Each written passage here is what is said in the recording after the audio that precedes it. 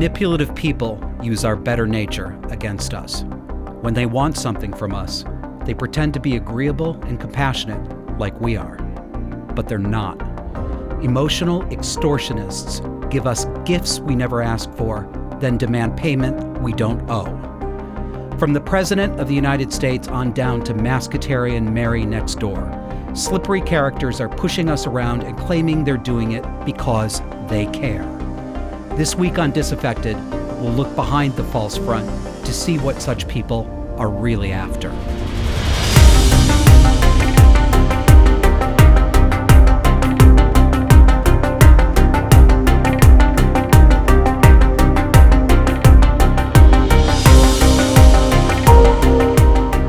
Welcome to Disaffected. I'm Joshua Slocum. This is the show where we talk about politics and culture through a psychological lens.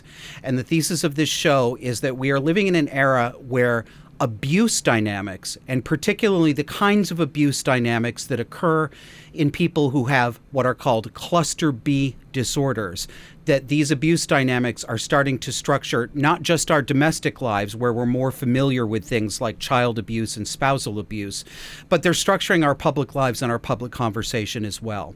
And if you want to get a grounding in what these things are, the quick rundown: cluster B personality disorders are narcissistic, borderline, histrionic, and antisocial. And the first two episodes of this show are a good grounding in some of the basic concepts. So the first episode is called Mommy Issues, the Origin Story. And that tells the story of how I woke up to my mother's psychopathology, my mother's state of mind, which is borderline and narcissistic personality disorders. And how at that time I quickly began to see that these sorts of dynamics were also occurring in the social justice community that I used to be a part of. And I usually say at the beginning of this show that these dynamics are most apparent on what we call the woke left. And I think that's true, but unfortunately, it's becoming part of mainstream left political position and mainstream left cultural discourse as well. I want to say thank you, as I always do, to those of you who signed up to contribute to the show. You are making this show happen. We really appreciate it. And if you like what you see here, and I hope you do, there are ways to support the show. We're a fledgling show. We're two guys with full-time jobs, and we're putting this out every week, and we're trying to grow it, and every bit helps. So you can donate to us on Patreon. You can donate to us on Subscribestar. You can donate to us through PayPal. And all of those portals you can find on our website, which is disaffected.fm. We've got everything up on the site. All the video is there. All the audio is there. All of the links to the different subscriber platforms. You can email us through the site. And I really like hearing from you. I'm starting to get show ideas from you guys sending things in. So thank you very much. And if I haven't gotten to you yet, I will be checking my email box, and I'll be sure to send you a personal note. So thanks, folks. So this week, we're going to talk about masks again. Always about masks. And many of you have probably seen this. But as the CDC has issued new guidance, and I stress, by the way, guidance, these are not laws. People don't seem to understand this, but the Centers for Disease Control doesn't actually have legal authority to direct what we individuals do in the way that people are acting as if they do. CDC guidance is something that people can evaluate in terms of risks and then decide what they do individually. But since this pandemic has gone on, it's become an absolute playground for authoritarians, especially authoritarians in public health. And I am sorry to say that a much greater number of people in this country than I believed prior to this pandemic are absolutely living for this. They are authoritarians, and they like it. Not only do they like being in an inappropriately parent-child relationship with the federal government, they want you to be in that parent-child relationship as well. They want you to buckle under to the authority. They want you to wear masks. It's not enough for them to control their own behavior.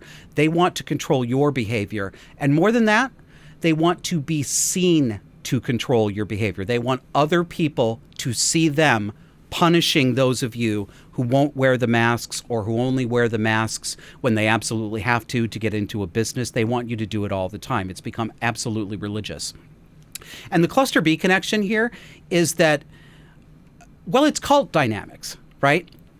I spend a lot of time, probably too much time, on Twitter, and I interact with people a lot, and I often mention that the way we talk about our relationship as individuals and as citizens to the government really strikes me as cult-like.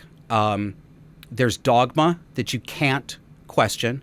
If you question it, you're a bad person, or you might think of it in terms of the way Scientology characterizes this. When there are dissenters from Scientology, these people get labeled suppressive persons. That whole dynamic is going on. And the connection to cluster B is that cult rules are cluster B rules, right? It's not that, and people say this a lot, and I might be splitting hairs a little bit, but I think it's worth thinking about this. People say, gosh, this is so cult-like, or gosh, this is just like an abusive family, or it's really similar to. I don't think it's like, and I don't think it's similar to, and I don't think it shares features of. I think it is that thing. I think that the rules in cults, the deference to a leader, the deference to the dogma, the self-mortification, the self-punishment, the confession of sin, all of this, when it is taken to this extreme, this is what cults do, and it is what people with cluster B personality disorders do when they get to a place where they're in charge of social interactions or in charge of a family. Fundamentally, it's narcissistic and authoritarian. So, with that as a segue, let's take a look at President Joe Biden's Twitter account this week. So you've probably seen this. He says, after a year of hard work and so much sacrifice, the rule is now simple. Get vaccinated or wear a mask until you do. My response to that on Twitter, which I will repeat for you, is fuck you. And I wish that were your response too. I wish that were the response of more people. People complained about Trump's Twitter presence, and he certainly is vulgar. He's crass, but in other ways, he's a straight talker. But he pissed a lot of people off with his very colorful, brash, over-the-top, narcissistic way of talking about things. But there's something about this that's chilling. It's bone-chilling. I have never noticed before a president issue a direct command to citizens this way. Get vaccinated or wear a mask until you do. The rule is now simple. Excuse me? The rule? What rule? Are you saying there's a law? Are you issuing an executive order? Does your executive order have authority over what private citizens do? There is no such law. They would like there to be. They really would like there to be. Have you noticed all the talk about vaccine passports? How many people want them? Papers, please. Or, in the age of cell phones, just scan your simple app that makes it super duper easy for you to get into your favorite bars and cultural spots. No, I'm not doing it. And lots of people don't like that people like me are not going to do it. So the very first response to Biden's tweet is from a woman named Angela Belcamino.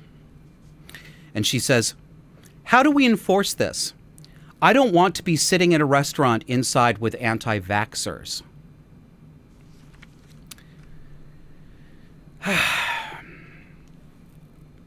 My friend Carrie Smith had a great response to this. Carrie Smith is the co-host of a podcast called Unsafe Space that she does with Carter Laren. And a brief aside here. I was on Unsafe Space this week. It is an excellent show, and I'm not saying that just because I was on it. I've been listening to it since January. These guys keep me company all the time. They talk about religion, politics, our current culture, economic systems, and I've learned a lot. Hearing points of view that I just wasn't exposed to before, particularly in the years before the past 3 to 5 years when I really finally stopped calling myself a liberal altogether. Carrie is a liberal. She might define it a little bit differently than I do, but she said, oh wait, I'm getting ahead of myself. Remember, half the show is 40% digressions. So she said, the translation of this tweet is, Mr. President, what will you allow us to do to humiliate these people and show that they're unclean? Right? And she's right. That is what Angela Belcamino is asking. What can we do to put a scarlet letter on people who won't wear masks or who aren't vaccinated? The hunger to punish other people and to make them social outcasts and to make them readily identifiable in public really frightens me. And just think about, I was going to say the logic here, but think about the lack of logic. What is Angela concerned about? If Angela is vaccinated, why is she concerned that other people around her aren't vaccinated? The vaccine, whether you believe this or not, whether you believe that it's safe or not, is a choice for you. But vaccines protect the person by triggering an immune response. They're what you get so that you don't get the illness. Why are you concerned about other people being vaccinated or not? Why are you not concerned simply about your own health and safety profile? And I've asked this question and people give a lot of bullshit answers and they say, oh, we need to reach herd immunity and that has nothing to do with whether Angela herself as an individual person with her own individual body is protected by the vaccine. It's not Angela's concern whether we reach herd immunity.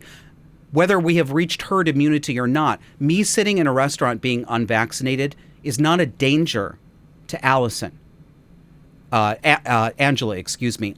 This is really astonishing because I remember I'm generally very pro-vaccine.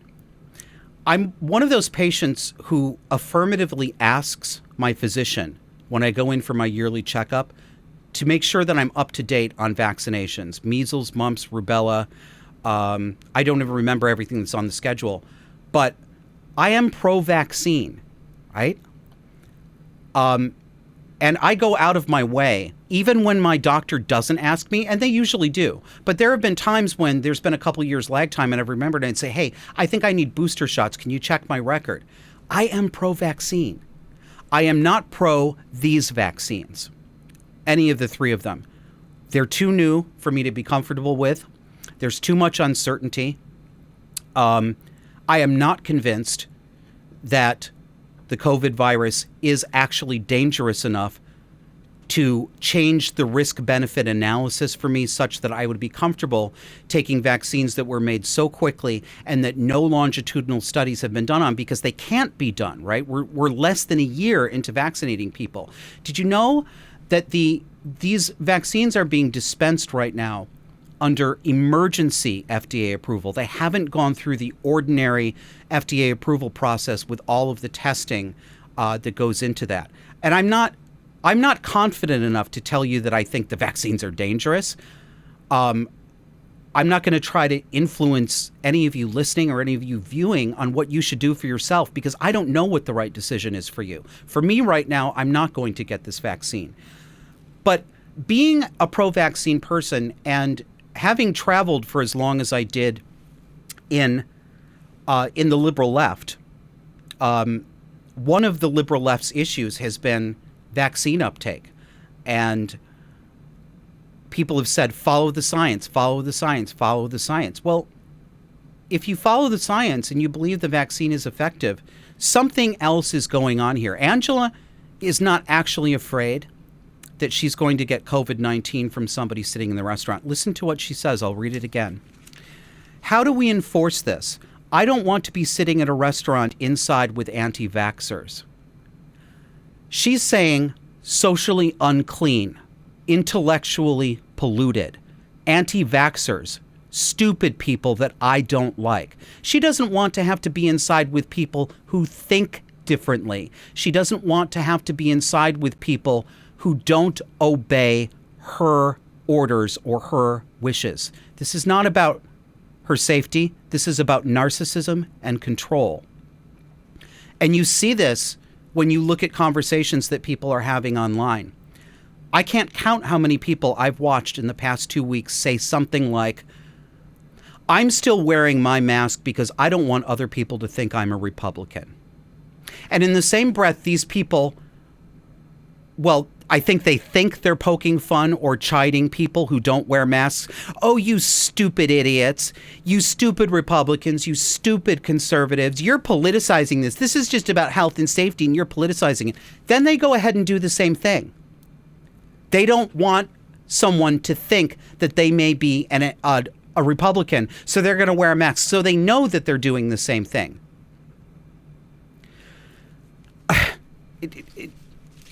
I don't even know what timeline we're living in half the time. I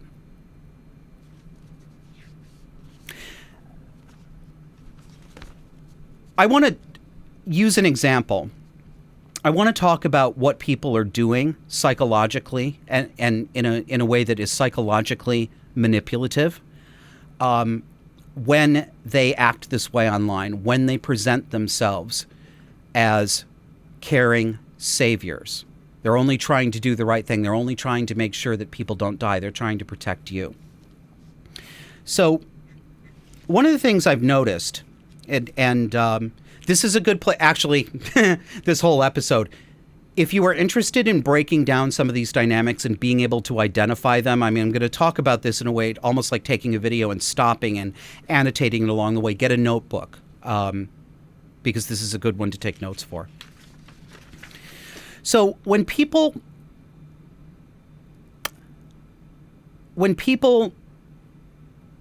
talk about why they wear masks and why they want you to wear masks, one of the things that they do, because they want to force you to do what they want, they psychologically disarm you. Okay? This is tactical. I don't know how conscious it is. I don't know if it's in the forefront of everyone's mind when they're doing this, but they are using tactics. And one of the tactics they use is attempting to disarm your legitimate criticism. So one of the ways that they do this, when somebody virtue signals online and says, I will continue to wear my mask to set a good example for everybody else, and then someone like me, I mean, it's not, I don't mean me, I'm fighting all of these fights. I'm one of millions of people, okay? There are millions of people out there who feel the way I do. I just happen to have a weekly show and talk about it publicly, but there are millions and millions of people who share this point of view. So when somebody like me objects to the inappropriate demand that other people make, that you wear a mask or you wear a mask outside or you wear a mask when you're with people who aren't from your household, they try to disarm your criticism, and they do it by pretending that they're doing something caring for you. They say, excuse me, I'm doing this to protect you. I'm doing this because I care about you. Why don't you care that I'm caring about you? Do you see how that works? That is to induce guilt and obligation. Okay? Guilt and obligation. And that's very close to a formulation that you often see discussed in books and online forums that help people who are coming out of abusive relationships, that help them to identify the tactics that their abusive parent or their abusive spouse is using to psychologically manipulate them. And there's an acronym called FOG, and it stands for fear, obligation, and guilt. So we say that people are stuck in the fog. Before I drew the line with my mother in 2016, when I was still allowing her to live in a house that I owned, when I was still allowing her to run my schedule and text me 20, 30 times a day to get me to drop whatever I was doing and come come service her needs, whatever it was she needed or wanted. I was doing this because I was in the fog of fear, obligation, and guilt. And this is one of the primary tactics that every cluster B personality disordered person uses. They induce fog in you. So these people position themselves as if their motivation is your health, your safety, your welfare, and your comfort. It's not. It has nothing to do with you. You are an object or a stage on which they can play out their narcissistic display. They don't actually care about you. You are not a person to them. You are an object to be manipulated so that they can play out their psychodrama.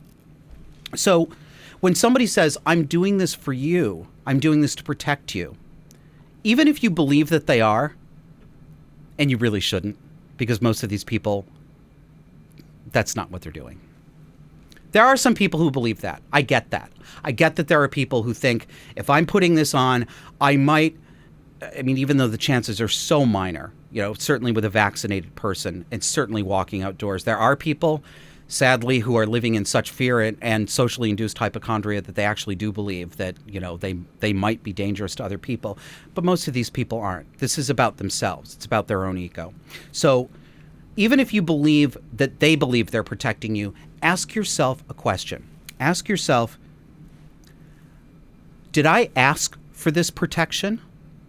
And if I didn't ask for it, am I obligated to accept it? Right?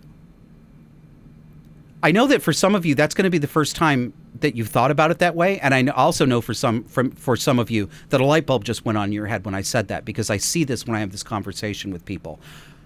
Even if someone truly believes they're giving you the gift of protection, are you obligated to accept that gift?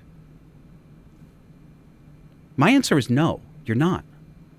You have to make that decision for yourself. But don't just automatically allow yourself to be maneuvered into that relationship exchange with somebody.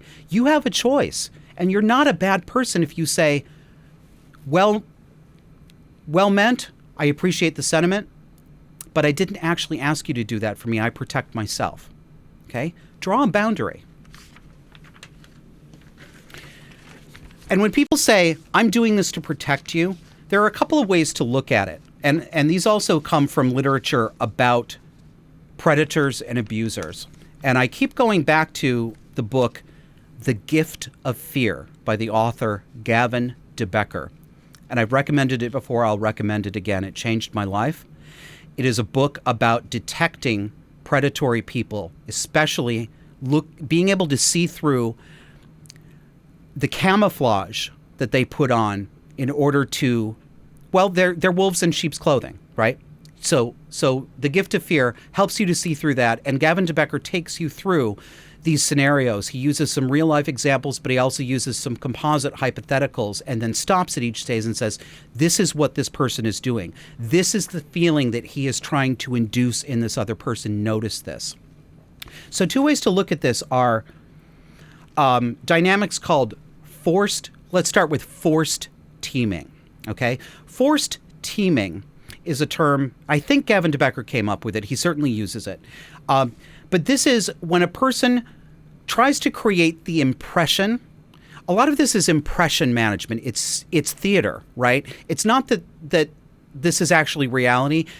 Manipulative people are trying to create an emotional impression in you that you are in a certain relationship with them when you are not actually in that relationship with them.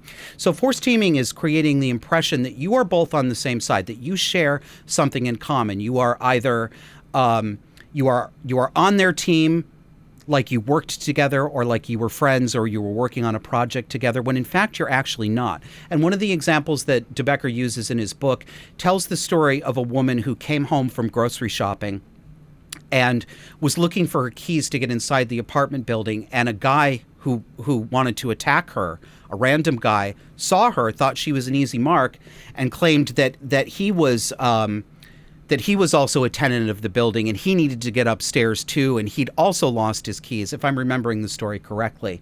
And he said things like, what are we going to do? What are we going to do?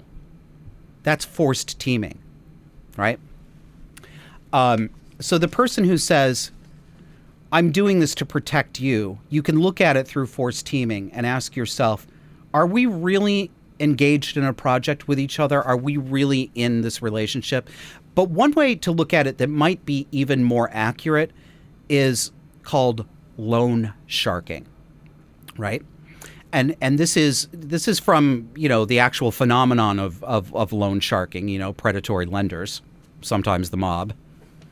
But loan sharking is when somebody gives you or loans you something, it doesn't have to be a tangible thing, that you did not ask for, but then demands payment for it, right? This is a really good example of loan sharking. I didn't ask you to protect me with a mask. I take responsibility for protecting myself. So when somebody gives you something, ask yourself, am I obligated to pay for a product I didn't ask for? Am I obligated to emotionally pay for an emotion that I didn't ask for?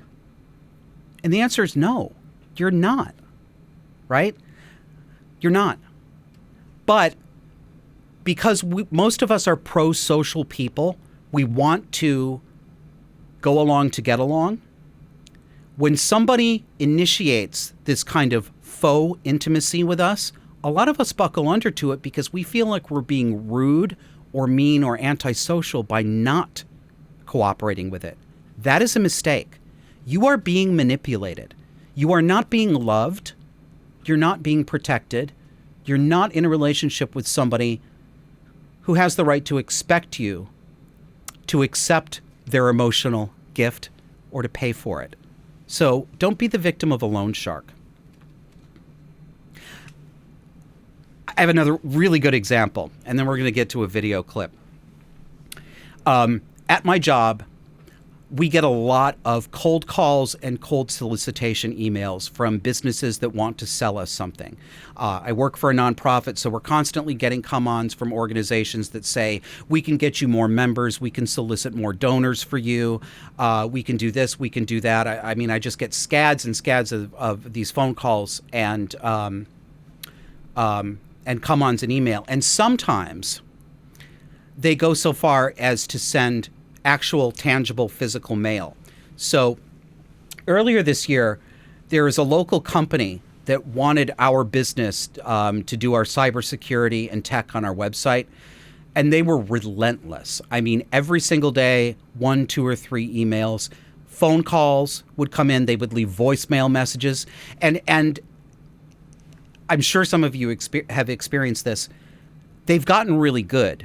They even right down to the tone of voice they use when you answer the phone, they put on the tone of voice that makes you think that you know this person, that you may have just forgotten who they were, but they'll say, oh, hey, Josh, I've been trying to catch you. Ah, wonderful. How are you? You know, that kind of thing. And I'm like, who is this?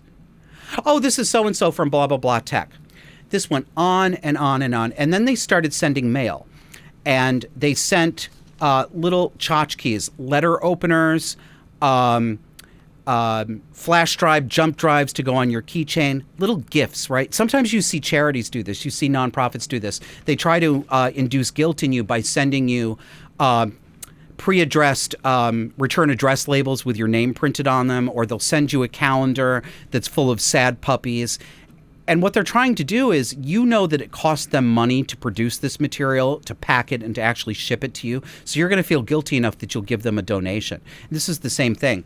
And I lost my temper with this company because I had very politely responded to most of the time I don't respond to the spam, but my not responding was not doing the trick.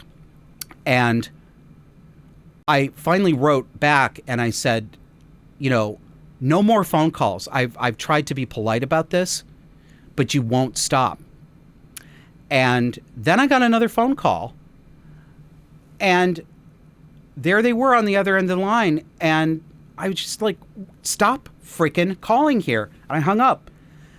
And the guy actually called back and left a voicemail where he berated me for being rude to him over the telephone.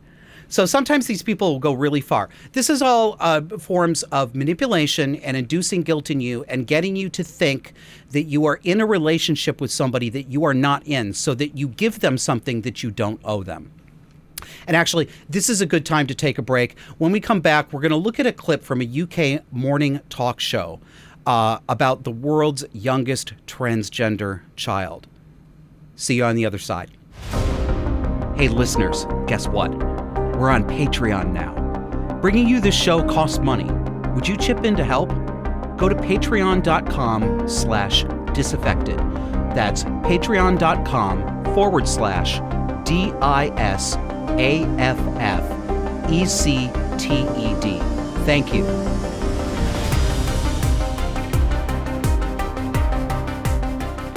And we're back. During that little break there, I was actually running the air conditioner here in the studio. We have to shut it off because it's going to pick up on the microphone, but it's starting to actually get warm in Burlington, Vermont. And warm for me is anything over 75 degrees. I sweat like a pig, so I actually feel refreshed.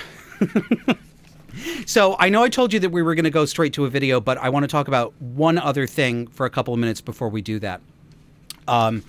As has been his wont, Joe Biden is undoing basically everything he can undo from the Trump administration, whether or not something the Trump administration did made sense or not, because orange man bad, unclean.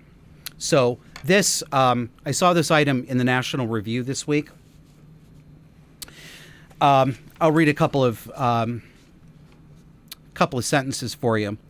The Biden administration is reversing a rule initiated by former President Donald Trump that defined sex as biological in an effort to prevent discrimination against transgender people in healthcare practices, the Department of Health and Human Services announced on Monday.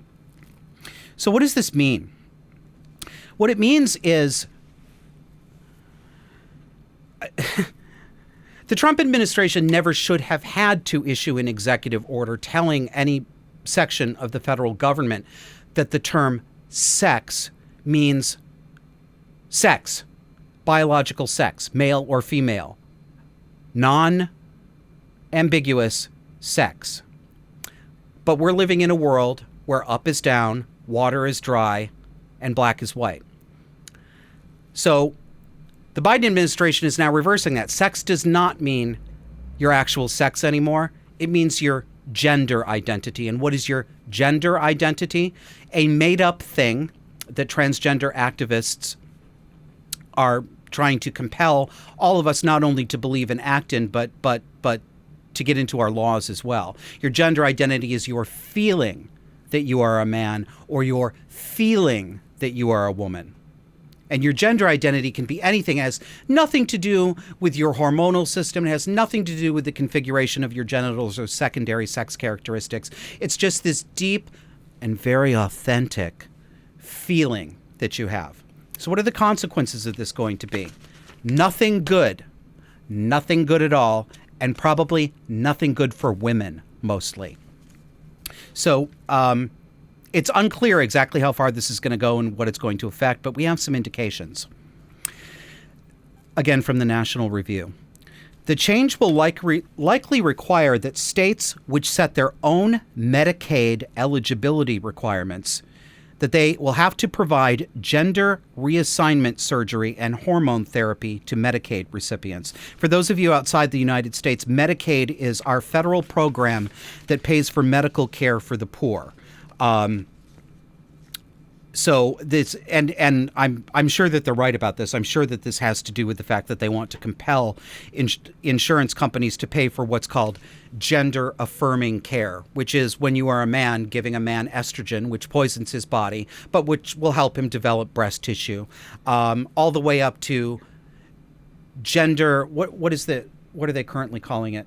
I think even gender reassignment surgery is now considered offensive because it's a subject-object relationship. You're being assigned, and that's coercive and, all that other stuff. So we're going to keep an eye on that one, but it's just another example of the Democrats and the left And no, not just the social justice left, mainstream left. This is what you voted for. If you voted for Biden, you voted for this. Yes, you did. You knew what you were getting. You wanted to get rid of Trump. Nothing was worse than Trump. And you know what? I was with you. I was with you for a few years after 2016. I understand this because I felt the same way. There's something else in there, the difference between thought and feeling, but maybe we'll leave that for another time. I was very upset when Trump won. It took me many years to see that despite my aesthetic objections to Trump, he is, in fact, in my view, he is a classic grandiose narcissist, absolutely. But he didn't turn out to be the dangerous tyrant that I thought he would be. And when I saw that that was true, and when I looked at his actual legislative record, at his executive order record, and the things I was seeing in there made sense to me, and when I realized that I could not have that conversation with any of my friends, I realized that this was religious thinking. This was religious sentiment. Orange man bad, and damn the consequences. So that's where we are with that. Now, let's go on to our video clip. This is from a UK morning show. And I'll just read you the description that the show put under this clip. I was reading this to myself when I was getting my notes ready for the show.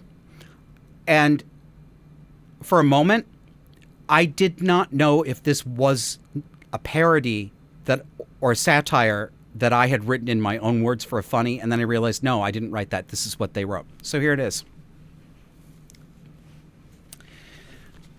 Assigned female gender at birth, 4-year-old Stormy Stubbings.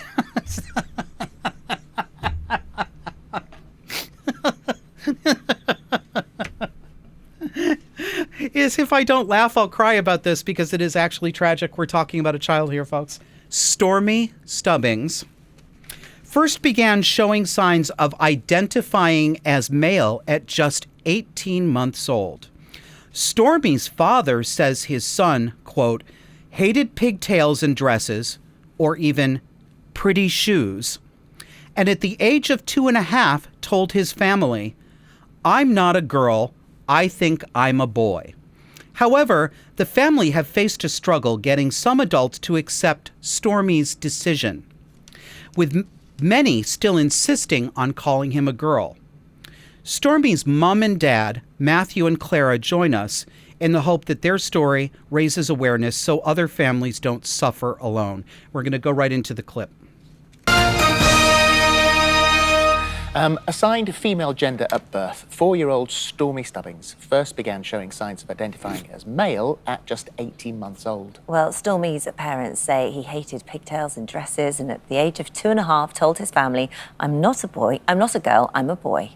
Well, despite accepting their son's choice to live as a male, Stormy's parents, Matthew and Clara, say the family have faced a struggle getting some adults to accept Stormy's decision, and they join us now to tell us more. And thank you very much, because I know that one of the reasons you want to come on here and talk about this is to help other parents who may be, and it is a juggle when it first starts, you know, trying to figure out, pick your way through it.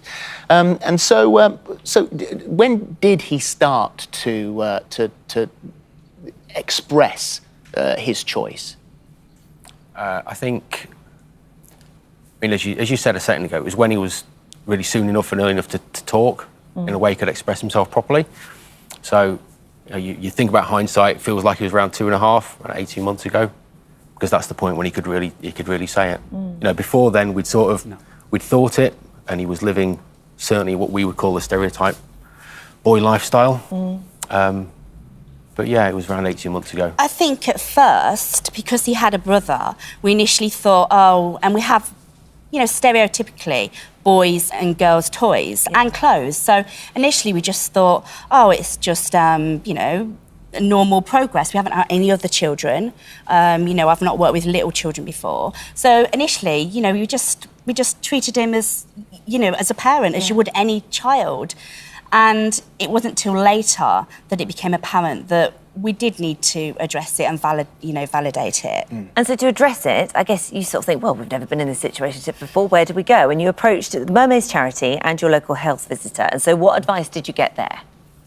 Well, initially, I will say, we went through the whole process of showing Stormy that you can be a girl, a woman, and have strong, be a strong woman. So initially we're thinking maybe she wants to be like her brother. So we did things like, we showed her that women can be firemen, they can fire women, or fire people rather. They can do anything like that. They can, Stormy likes football, so we showed him, female footballers. So we wanted to know that it wasn't just, that he felt that he had to conform. And then, after that... Sorry, carry on.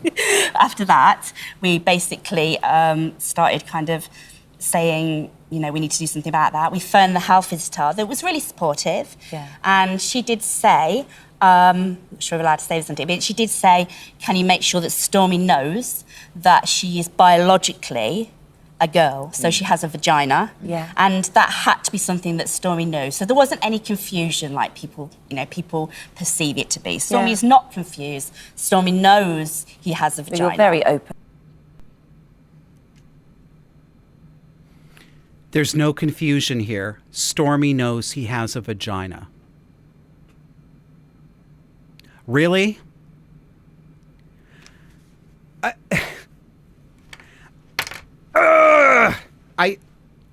I just want to fly off my seat. There's no confusion here. Stormy knows he has a vagina. There's nothing about this that is not confused. How is this the real world? How is this breakfast television? 18 months old, the world's youngest transgender child? Do you see this? I wish I could see all of you. I wish I could see you listening and watching. I'd love to see the looks on your face. Do you see the lunacy here?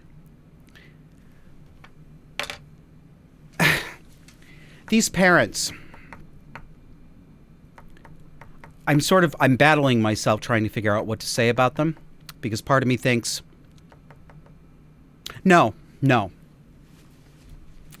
They might think they mean well.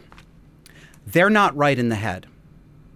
These parents are not right in the head. There is something psychologically wrong with them.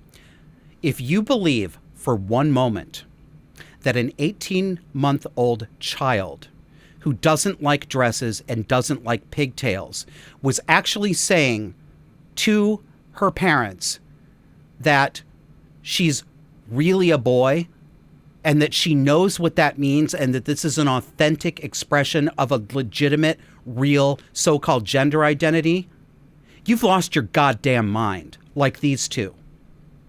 I know they look approachable. They look very friendly, don't they? They almost look humble and self-effacing. No. I don't know what's going on behind closed doors in that house, but those smiling faces are not going on behind closed doors. Guarantee it. This is child abuse. At the very, very least, it is psychological. It is induced psychological confusion. I have no trouble believing that any little child said, I hate dresses and I hate pigtails. I have no trouble believing that that child would say, and since I'm a girl and I see that all the other little girls are dressed up this way and I don't like being dressed up that way, that must mean I'm a boy because I like what the boys are wearing. Yes, children do this all the time. Children tell you that they're dump trucks. I told my mother I was a dinosaur, and I believed it for a little while. They tell you anything. They're still learning how to think. And to look at the normal development of a child who is starting to express preferences about clothing and whether she gets her hair pulled into pigtails, and to say, my child is transgender, this is beyond jumping the shark. I mean, we are really through the looking glass here. And notice also the way these insipid goddamn television hosts with their sympathetic faces, that Philip Schofield and I think it's Holly Willoughby, with, he's sitting there. Oh, well, it's very hard to pick your way through it, isn't it? Doop, doop, doop, doop, doop. Oh, it's just very, very happy. Very, very happy. Oh, it's lovely. We're having breakfast together. And Holly going, sympathetic head tilt. God, it's nauseating. It's nauseating. Listen to the way they, the hosts and the producers of this program, have bought into this. They are legitimizing the narrative. Their own words. Assigned female gender at birth. First of all, children are not assigned a gender. Number one, the word is sex. No one has a gender, okay? No one has a gender. We all have a sex. There are a lot of people who think they have a gender identity, but it's in their head. It's not real. It's a modern invention. Yes, there are some people who subjectively perceive, I don't know what the substance of that belief is, but I believe people when they say, I feel like I'm a woman. I don't know what that feeling would be like, and frankly, I don't think they do either. I think they're experiencing some kind of discomfort or some kind of distress, but feeling that you're a woman when you're not, or feeling that you're a man, how do you even quantify or objectify something like that? I don't know what it feels like to be a woman, but I also don't know what it feels like to be a man. I just am a man. I have a male body. I know that I am sex category male. Is my internal subjective sensation fundamentally different in some way? I don't know. I don't think anybody knows. And they say,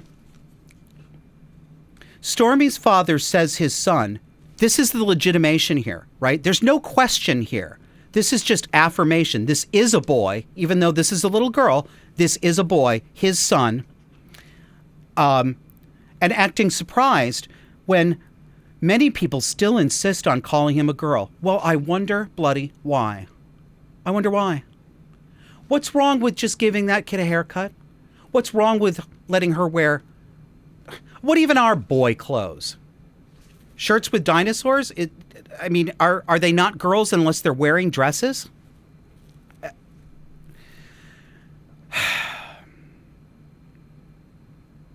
It used to be that when you would see children whose parents said they were transgender, I used to notice that it was often children who were a little bit older and who were likely going to grow up to be gay. It might be effeminate little boys or butch little girls. Many of these children, in fact, more than half of them do in fact grow up to be gay. There is literature and studies that have looked at this. These stereotyped behaviors, they have basis in fact. They do. But now we're down to 18 months old. We're all the way down to 18 months old. What is going on here? Why is this being normalized? This is Britain's equivalent of Good Morning America here in the States. And everyone is beaming. It's full high-key lighting. Everybody's on breakfast television. It's all happy, happy, happy, respectable, respectable, respectable. It's psychopathology being played out right across the screen with a sinister smile on it. That's what I think of. Hello? And I've told this story before, but my mother, when she saw a child close to our family, a young child, a boy, who believed he was a girl, a boy who turned out to be autistic, and a boy who, thank goodness, his parents woke up to the cockamamie nonsense it is that you have a transgender child. This boy is now a healthy, well-adjusted, almost 13-year-old kid who's in the full bloom of puberty, knows he's a man, knows he's a boy, has no problem with it. Guess what? The boy turned out to be autistic. That was the genesis for him of believing that he was a girl, the rigid categorical thinking that many people with autism have, especially when they're growing up before they've learned how to think in more complicated ways. Well, I don't like these things, so I must be this. I must be in this category. My mother she took every opportunity to talk about how pleased she was that the parents recognized that beautiful, pretty little girl's soul. I always knew. You know, and if you're new to the show, if you want to know about my mother, you want to know the kind of person my mother was, Go back and watch our 2-part episode, Over the Borderline. My mother is absolutely frantically deranged, personality disordered. And that's behind a lot of transing as well. I don't know if there's much else to say about this, but it made me think of a conversation that I had when I was in the dentist chair this week. Lately, when have I not been in the dentist chair? I think a third of my teeth are fake already. I'm keeping this practice in business, and I love them. They're great, but my God, I wish I didn't have to give them any more money. So I had a conversation with my dental hygienist, and we've talked before because I'm always there. I basically camp out in the chair. We've gotten to know each other. And she told me a story that disturbed me, and it's a story of her teen son here in Vermont at a private school.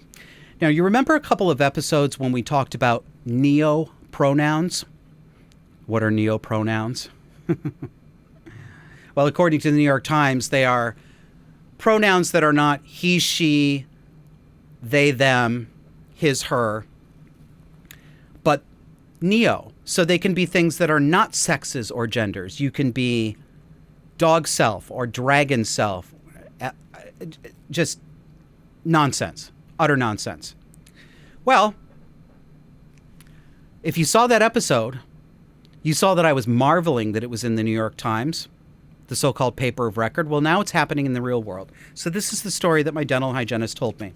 Her son came home from school and said that he'd just gotten back from neo-pronoun day at school. What is neo-pronoun day? This was a teacher-led day in which they were educated about neo-pronouns and how some people are not a he, him, or a she, her, but some people have special pronouns to better reflect their identity.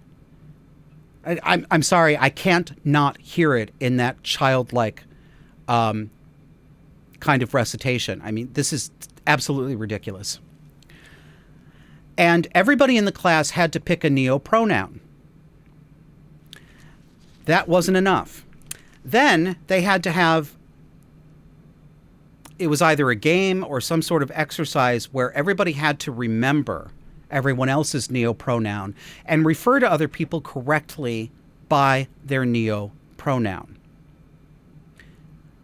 So I said, well, how do they remember all that? And my hygienist said, I don't know. I asked my son. I asked if they had name badges. No, those weren't allowed.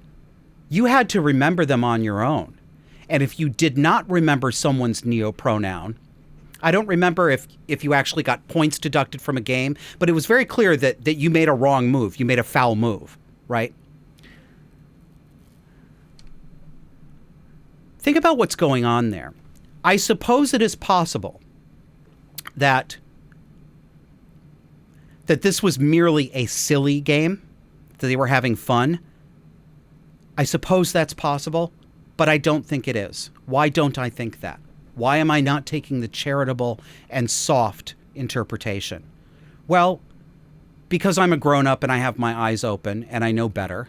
But more seriously, this is Vermont. It's uber liberal. It's woke as hell. And these are teenagers. Is this the kind of... I mean, if you're going to play a game, make a special name for yourself. You get to be a Dragon Day. This is something that kindergartners and first graders do. It's not something that teenagers do. So this leads me to believe that this was, in fact, a planned indoctrination day for these children. Why weren't they allowed to have name badges that gave their neo-pronoun? Can you think of a reason? Write it down. I can. Because this was a game of narcissistic control. This was an authoritarian game that meant to instill anxiety in the children and make them feel that there would be a social punishment for not going along with this. You don't design a game in which you ask people to remember a completely novel way of naming people in a way that no human brain can. Can you imagine a classroom of 25 kids and they all pick their new neo-pronoun and you're supposed to remember their neo-pronoun? It takes a few weeks to even remember the actual names of all your classmates when there are 25 of them. What's behind this? Nothing good. That was a deliberate choice, and it is sinister. This is not fun and games. This is hardcore indoctrination. And I took the opportunity in that conversation to talk to my dental hygienist more about what so-called transgender children are really all about, because she said to me that she has 2 girlfriends, 2 female friends, both of whom have so-called trans daughters within the past year or 2. Boys. They're actual boys. They're boys. They're males. And they both believe they're girls now, and they're both living as girls. And mommies couldn't be more pleased. And my hygienist is a very nice person, an educated person, but she is like most people. This is all new to her, and people default to the charitable interpretation. And this, my friends, I talk about this almost every show because it matters. Predators know human psychology. They understand that people respond in stereotyped ways, and they understand that most people are not like them, the predator. Most people are pro-social, most people mean well, and most people want to be kind to other people. So most normal people assume the best of intentions in other people. They take advantage of that. They're taking advantage of you. If you are making excuses for these people, you are going to get burned, and you are going to help other people get burned. So this is not a direct criticism of my dental hygienist. She's acting the way most people do, but we cannot afford to be naive. We cannot afford this anymore. They're taking advantage of it. So she says, well, you know, maybe the boys are just effeminate. You know, maybe they just want, you know, they like makeup. I mean, there's nothing wrong with that. My son, you know, once wanted to wear nail polish, and I let him do that. And of course, it's, you know, that's normal. Let the kid do that if you want to do that. That's not all that's going on with these 2 girlfriends who now have trans girls. What's the statistical likelihood? Do you really think this is natural? Do you really believe the people who say, oh, suddenly it's just coming out of the closet? It's just like with gay people. There were always people who were sexually attracted to the same sex. We just acted like they didn't exist. That was true. That was true. But this is not the same thing. No, it is not true that there has been a stable, identifiable minority population of people who were actually born in the wrong body and really are the other sex, although they're not the other sex, and that now we're just allowing them to be themselves. That's why we're seeing more of them. We're just allowing them. Bullshit. We are creating them. This is induced mental illness that takes advantage of very natural variations in children's personality, constricts them in this box of stereotypes, and tells them real boys like Tonka trucks and never like makeup, and real girls like pinafores and crinoline and baby dolls and never like Tonka trucks. That's what this is. And then we're saying, and if you do, you were born in the wrong body. And maybe it's time to start thinking about puberty blockers. So I talked to my hygienist about puberty blockers. And I said, do you know what puberty blockers are? She had a vague idea. I said, do you know what chemical they use? One of the chemicals they use. No, I don't know. So I told her the name of that chemical. The name of that chemical is Lupron. It's a drug that's sometimes used for prostate cancer. It is not FDA approved for transgenderism, whatever the hell that is, right? It's not FDA approved to block puberty in children. And I said to her, she didn't believe me at first. Why? Because what sane person would take a drug that strong and give it to children, healthy children? But that is in fact what they're doing. And I said to her, do you know what is meant by the term chemical castration? And if you don't know that term, that's giving drugs like Lupron, there are others, that I don't know how frequently it's still practiced, but has been used to sort of, what's the word? Well, to stop rapists, to stop pedophiles who are in prison, chemical castration to take away their sex drive. I said, that is the drug. That's what they're giving to these kids. And she stopped for a second and she said, oh my God. And I could see the light bulb come on. She suddenly understood. This is real. when you stop these children's puberty blockers work. When you stop their puberty, you stop their normal biological development. You disrupt their endocrine system. You stop them from developing secondary sexual characteristics, secondary sex characteristics. You stop their voices from changing. You stop hair from growing on their body. You stop young women from growing breasts. And in young men, you stop their genitals from developing. Have you seen the U.S. show that used to run, I Am Jazz, Jazz Jennings, the story of the trans girl whose mother was so supportive and recognized and affirmed little Jazz's girl gender identity, put Jazz on puberty blockers, and then brought Jazz for sex change surgery, which is cutting open the testicles, removing the testicles, and then slicing open the penis and peeling it inside out. Yes, that's what this is. And making a faux vagina. And do you know what happened to Jazz Jennings? The puberty blockers did their job. Jazz Jennings was left with a micro penis.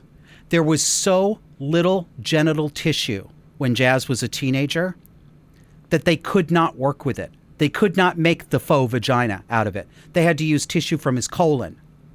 And his mother? I don't even care. I don't need to know anymore. The woman is a psychopath. Only a psychopath does this to their children. Only a personality disordered person does this to their children and then gets paid by cable television to film their private lives. It is disgusting. That woman should be in prison. The crew of that fucking television show should be in prison.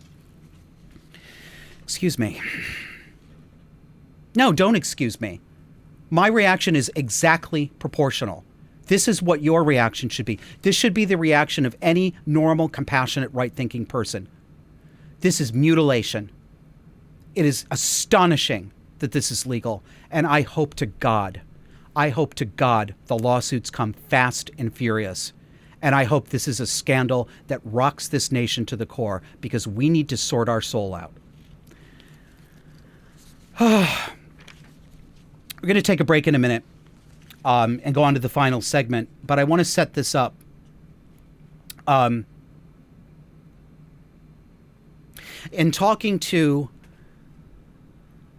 my dental hygienist, in talking to people who are not as familiar with the details of this transgender ideology as I am and maybe some of you are, we often are looked at by people as if we are crazy, as if we are ideologues, as if we are the ones who are off our nuts, because what we're saying to them doesn't compute. They don't believe at first that people could do this kind of evil and call it good. It goes against common sense. It goes against decency and morality. It seems like something that a paranoid schizophrenic would make up. I know that it does. I know that's how people react to it the first time they hear it. And what keeps too many people silent is the urge to deny the possibility of abuse, the urge to see other people as fundamentally decent and fundamentally good is so strong in many of us that we will deliberately close our eyes and we will plug our ears. And we don't want this to be true. For example, I don't know who these people, these two mothers are who are the friends of my dental hygienist. And she knows about my show. My hygienist may, in fact, watch this show. So I realize you may be out there in the audience. And I don't know the friends of this person, but I can tell you that I have very strong suspicions about the psychology of these mothers. Now, they may be in a situation where it's the other parent, it's the father, and the woman feels pressure to go along with this because family courts, pediatricians, the American Medical Association, they're all pro-gender affirming care, which is puberty blockers and eventual cross-sex hormones and surgery. This is normal. There have been cases in the U.S. and Canada where parents have been stripped of their custody and parental rights because they will not allow their children to submit to this. And those parents who are trying to stop their children from being mutilated, they are the ones the family court has adjudged to be abusers. That's how bad this is. But I don't think these women are normal. I don't think they're caring mothers. I think they're psychologically deranged. I think they're abusive. No normal person does this. This is not about allowing your boy to dress as a girl, right? And if you're listening, hear the air quotes around dress as a girl.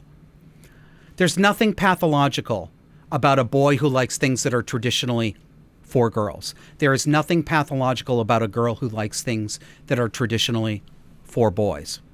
All the way up to cross-dressing, what we used to call cross-dressing. Nothing pathological about this. People have personalities. There's no DNA inside a dress that says only to be worn by female girl body. I mean, this is really silly, right? People are allowed to mix and match and mix it up. But a parent who believes or colludes in a child's delusion, further confusing that child, telling that child, yes, you're right, you did figure out what's wrong with you. You're 14, but you like wearing dresses. You are actually a girl. You do have a birth defect. They'll never say the word birth defect because that's that makes it sound pathological. Well, what the hell are you saying? What are you saying when you say to your son, yes, you were born in the wrong body. You were supposed to be a girl. And in order for you to be healthy and happy, you need surgery and cross-sex hormones. That's not pathological. That's just normal. That's just happy. Make up your mind because you know you're doing wrong. You know you're wrong. You don't care, but you know. So we're going to come back on the other side of the break, and I'm going to give you a couple more examples of how abusive and deranged behavior that is damaging to other people is passed off as normal. So see you on the other side. Would you take just a minute right now and share our show on social media? On Disaffected, we take a close look every week at the abuse dynamics exploding in the dark and disordered world that we live in. Tell other people about us. And when you subscribe, hit that notification bell and stay with us in real time as we take a new close look every week and examine how to identify and contend with the abuse dynamics at play in the world around us. Welcome back. I'm going to close with a disturbing story because it illustrates some things that I think all of you need to pay very careful attention to. And if this has come into your life, I think you need to see it, and I think you need to object to it. And if you have people in your life who have been affected this way, I would ask you to step up and support them. This is a story. Let me back up a minute. When it comes to the transgender issue, the people who stand to lose the most are women. Men who are dangerous, men who are predators, men who are sex pests, men who are peeping toms, men who are flashers, men who are rapists, are taking advantage of our current societal obsession and sacralization of anybody who calls themselves trans in order to violate boundaries and violate women. This is serious. It's not a joke. It's not bigoted, nasty women. It's happening right in front of you all over the place, and you need to see it. This story that I'm about to read to you is a perfect example. And I'm going to ask you to trust me. This is going to sound shocking to you. It is not shocking to me. I have been watching this and reading stories like this, and I personally have read hundreds of stories in this vein over the past 6 years. This is not made up. I do not believe that this is somebody having a put on. I absolutely believe this is real because I've seen it. Women's general tendency, if you look at psychological assessments, women, when you score people in terms of personality traits, women tend to score higher on the scale of agreeableness. Not every woman, and that doesn't mean that every man is disagreeable. It means that generally women score higher on measures of being agreeable, going along to get along. sacrificing a little bit of themselves in order to smooth over rough spots in a relationship. And as I've said before, if you get very, very high in agreeableness, you become a doormat. You become an object of abuse. And this happens to too many women. These men know this. These perverts, these rapists, these peeping toms, these flashers, these sex pests, these personality disordered men know this. Right now, they know that if they put on a cheap thrift store wig and some Wet n Wild makeup and call themselves a woman, then all of a sudden, nobody can see who they really are. Nobody can see a predator. All they see is a trans woman trying to live her best life. Blink, blink, blink. No. This is a post, I don't know what social media it was on, and I don't care. Let me just read it to you.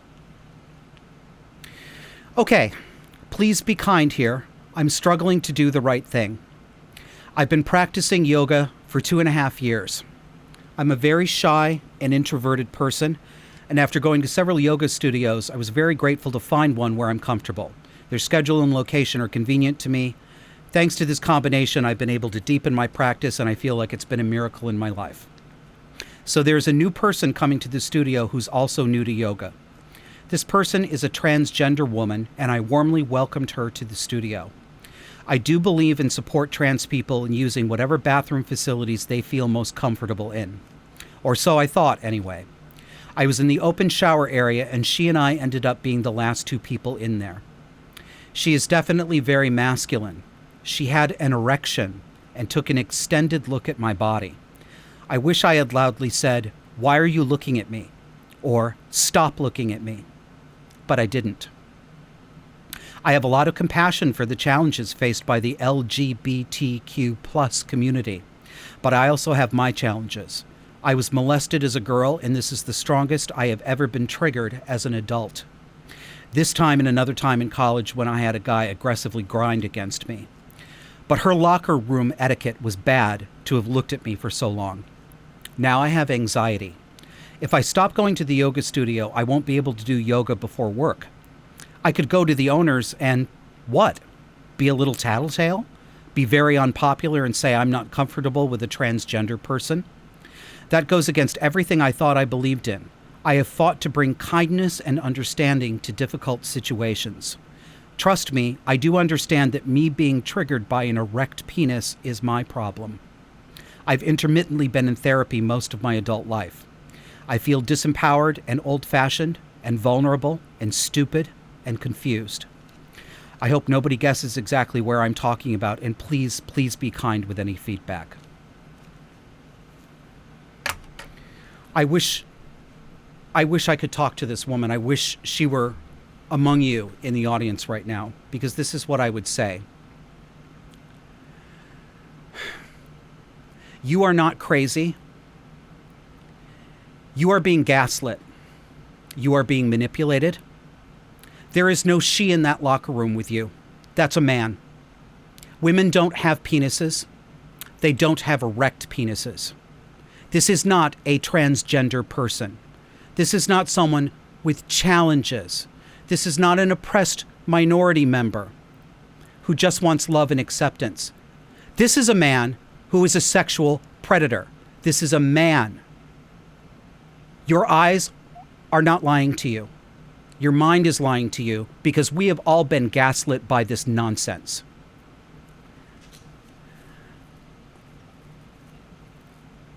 This is what I mean by women's agreeableness. This is what I mean when I have said on this show before, much to the consternation of the few feminist friends that I had left who no longer speak to me, that women numerically are largely responsible for normalizing transgender ideology and making it a priority of the left. Yes, at many times at the very top of organizations that are putting millions of dollars into this propaganda, yeah, it's often personality disordered, narcissistic men, but it's women who are carrying water for them. For every one man that I see on social media who is saying, transgender people, trans women are women, trans men are men. For every one man I see at least 8 women doing the same thing. It is women I see opening up petitions saying, allow transgender people to choose whatever facilities they want. This has been a women's social project. And this is an example of the general female tendency to pro-sociality, pro-agreeableness, and the mothering instinct being hijacked and being turned against women to harm them. Okay? And men, so I have 2 things to say. I hope that story shocked you. If some of you haven't heard that before, I hope it shocked you. I hope it shocked you to see a woman who has a traumatic past, a past that includes child sexual abuse. No woman should have to justify why she doesn't want a man in her changing room. She does not have to say it's because I was abused. All women have a right to decent privacy and dignity when they're changing away from men. And men have that right away from women. But with women, it's even more important because men, numerically, are by far the vast majority of rapists. Men rape women. When it happens the other way around, it's a dog bites man story. And it's a dog bites man story because it's rare. Women are physically vulnerable to men. And the fact that this woman, even when I can't criticize her too directly. I want to be, if she were my friend, I'd give her a hug. I'd let her say whatever she wanted to say. I'd hold her hand. I'd let her know that she wasn't crazy. But then I'd do a little tough love. And the tough love is stop saying she. Stop saying woman. Don't say she had an erect penis. Stop it. You are self-gaslighting. You think you have to do this because the pro-social, agreeable part of you have been convinced that your job is to sacrifice yourself and your sanity and your privacy and your dignity and your bodily safety to please this agenda of this aggressive man. It's not. You are seeing a man. Say it. You have to live in truth. So I want to say 2 things to end this show. Women, man up a little bit. Man up. Be bossier. Draw boundaries. Do not put up with this. If you have to sit on your mothering instinct, then sit on it until you smother it for the day, because it is leading you into danger. Predators and wolves in women's clothing are in your house, and you are making tea for them. Stop making tea. Say no. I know. You are going to get flack. You're going to get a lot of flack from your female friends. You shouldn't, but you are going to. Do it anyway. You matter. Reality matters. Okay? You might even be called a bitch. You might even be called a cunt. I've seen every disgusting epithet hurled at women, especially by trans-identified males, so-called trans women, to any woman who draws a boundary. Draw that boundary. Men like me will stand with you. And I have this to say to men. Men, start listening to women. Start taking them seriously when they talk about this. They're not lying. They're not hysterical, and they're not crazy. They are vulnerable, and their needs and their well-being are being sacrificed on this political altar, this bullshit. If you feel like part of your duty as a man is to protect women in your life, and I know for some of you are going to bristle at that. I don't care. I'm not telling you how you should feel about that. But if you as a man feel that some of your responsibility as a man is to stand up for women when they do need the protection of a stronger male, when they do need someone to stand up for them, then start doing it today. Listen to them and stand up for them. Protect the women in your life. Okay? I'll see you next week. Thanks for joining us.